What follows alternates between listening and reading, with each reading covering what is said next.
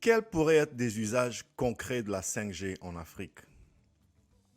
Eh bien, grâce à tout ce que nous venons d'évoquer, la 5G nous permet aujourd'hui d'envisager de véritables révolutions dans pratiquement tous les domaines de la vie. Par exemple en médecine, avec la chirurgie à distance, en sécurité, avec la surveillance à distance, en administration publique, les villes connectées, intelligentes, les smart cities.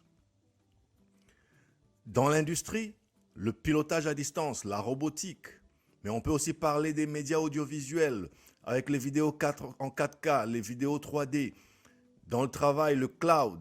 Dans le divertissement, les jeux vidéo en ligne, le cloud gaming. Et bien sûr, dans les transports, les véhicules autonomes. Et ce n'est pas tout. Comme avec la 4G, vous vous souvenez, tout à l'heure, nous avons donné l'exemple de l'appli qui vous fait livrer votre bouffe à domicile et qui vous évite de devoir choisir entre rester sur la file d'attente au resto et vos démarches universitaires. Eh bien, avec la 5G, ce sera pareil. Seulement 1000 fois plus rapide, dans un monde 1000 fois plus dynamique, dans lequel les limites de l'impossible seront repoussées plus loin qu'elles n'ont jamais été. Pour parler concrètement et honnêtement, il faut aussi reconnaître que pour l'immense majorité des Africains, la 5G ne sera pas une réalité avant longtemps.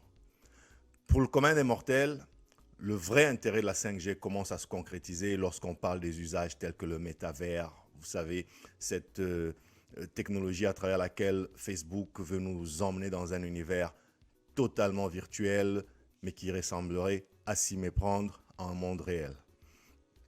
Vous allez par exemple, à travers un casque de réalité augmentée, réalité virtuelle, alors que vous êtes à Kinshasa ou à Douala, vous retrouvez dans un événement à New York et ce sera comme si vous y étiez.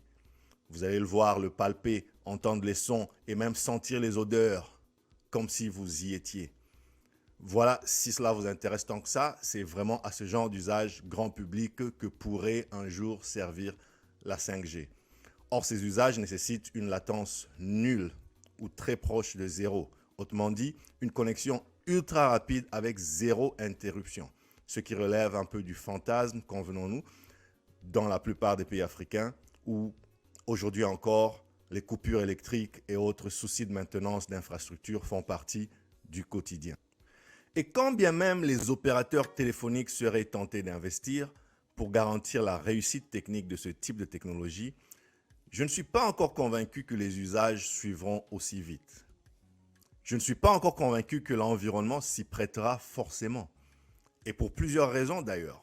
Faible pouvoir d'achat, infrastructures beaucoup trop balbutiantes, fractures économico-sociales.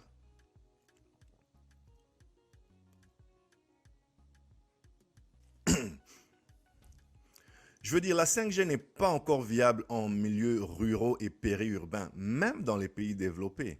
Alors imaginez la catastrophe, imaginez le défi dans les zones rurales et périurbaines africaines, qui sont souvent plutôt des zones sinistrées et abandonnées. Donc ça nous laisse quelques zones urbaines bien ciblées, comme cela se fait en Occident par exemple, où certaines villes seraient choisies pour tenter de déployer des technologies de villes intelligentes, de véhicules autonomes, ou de systèmes intégrés de vidéosurveillance publique, par exemple.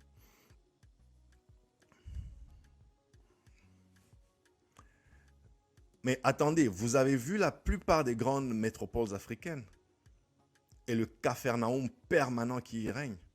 Bref, j'ai quand même l'impression qu'en Afrique, nous avons beaucoup de soucis basiques à régler avant de se ruer dans le métavers ou dans les voitures autonomes, alors que la réalité dans beaucoup de nos centres urbains ressemble à peu près à ceci, les embouteillages que vous voyez. Enfin, c'est mon avis, donnez-moi le vôtre, il m'intéresserait. Raison pour laquelle les lancements de la 5G aujourd'hui sont plutôt restreints, comme par exemple ce qu'Orange tente en ce moment même de mettre en place en Côte d'Ivoire, limité à des pilotes dans des environnements plutôt expérimentaux et cantonné à de grandes métropoles qui concentrent le pouvoir d'achat et quelques-unes par la 5G. Je parle d'entreprises et peut-être quelques foyers aisés.